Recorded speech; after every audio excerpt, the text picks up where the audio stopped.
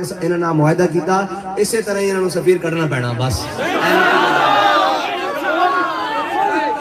निकी जी गल है।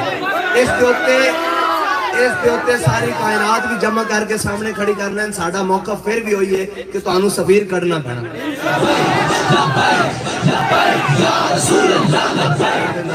दुनिया आख्या एक काम नहीं हो सकता, अल्लामा खादिम हुसैन रिजवी आख्या असीं हुजूर दे इश्क नाल करके विखावांगे। हुण भी दुनिया आखदी है चंद दिन दा जज्बा है, मुक जाएगा। मैं क्या नहीं, ये जबरो कहर नहीं, ये इश्क व मस्ती है कि जबरो कहर से मुमकिन नहीं जहां बानी। इंशाअल्लाह वही जज्बा कायम रहेगा, बल्कि हुण उन्हां दी रूहानी तसर्रुफात सारियां तवज्जुहात ही साडे अल्लाह ने। इस्तिकामत ना खलो।